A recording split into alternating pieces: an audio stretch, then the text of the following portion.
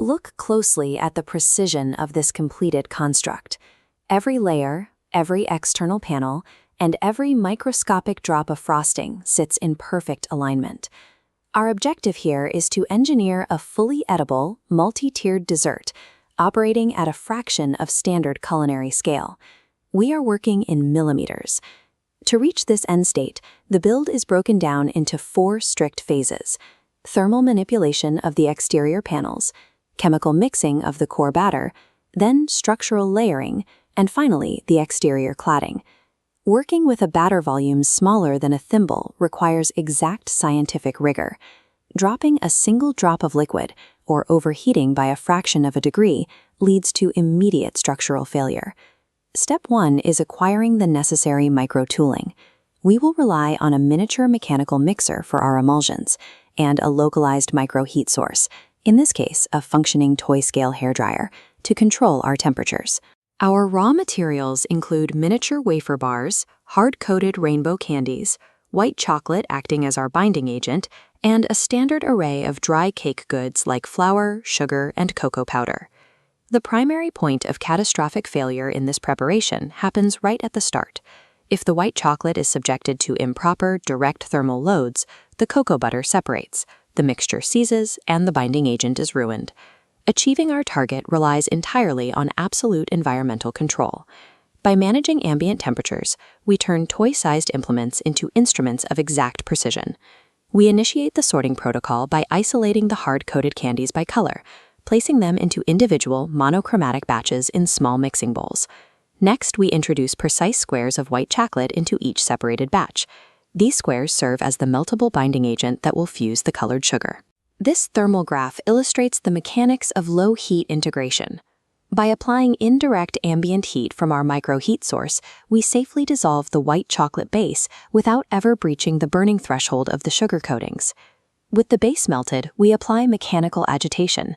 Stirring with a microspoon homogenizes the liquid matrix, evenly distributing the color before we load it into the extrusion tool. Using a miniature piping bag, we inject the liquid matrix into silicone bar molds, then immediately transfer them into a micro-refrigeration unit to initiate the rapid cooling phase. By utilizing this exact thermal control, the resulting exterior chocolate panels possess the dense structural integrity required to support the final vertical assembly. With the exterior panels curing, we move to the core. We introduce our ingredients into the micro-mixing vessel in a strict sequence: dry flour and cocoa powder first, followed by the wet egg, milk, and oil.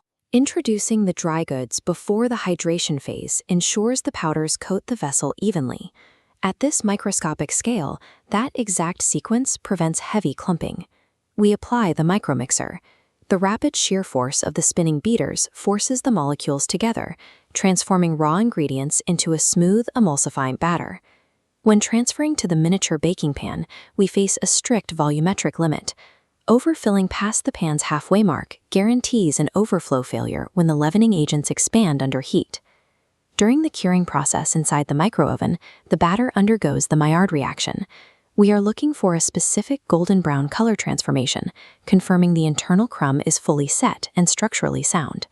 A perfect emulsion paired with strict volume control prevents the batter from collapsing or overflowing, guaranteeing a completely stable foundation for our vertical tiers.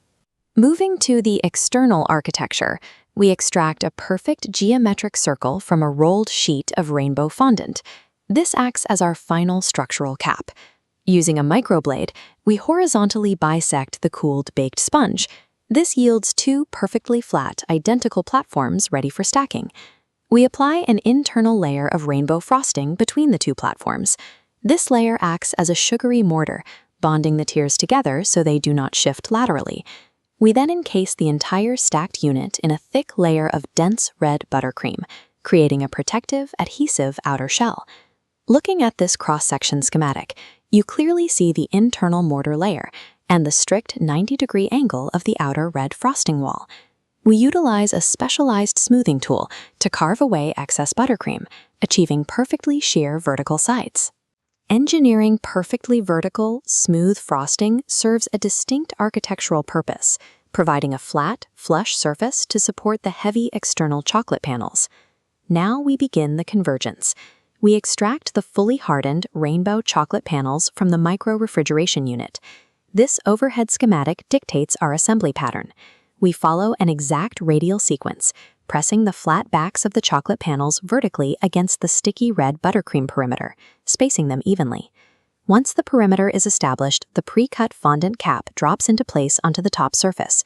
Its edges overlap the vertical panels, locking them securely against the cake core. The final calibration step requires careful spatial alignment. We place the branded logo dead center on the fondant cap to finish the build. Thermodynamics to melt the base, chemistry to leaven the sponge, structural engineering to stack the tiers, and precise spatial alignment to clad the exterior. 4 independent disciplines seamlessly converging. And here is the final product, a fully operational tiered dessert glowing under the warm kitchen light, standing perfectly sound on a micro countertop. Reducing the scale of the materials to millimeters does not compromise the edibility, nor does it subtract from the technical complexity required to achieve it. Executing complex physical tasks within extreme microscopic constraints offers a highly specific, tactile reward. It proves that proper methodology scales up or down flawlessly. Now that you understand the principles of miniature engineering, take a look around. Decide which large-scale structure you want to shrink down next.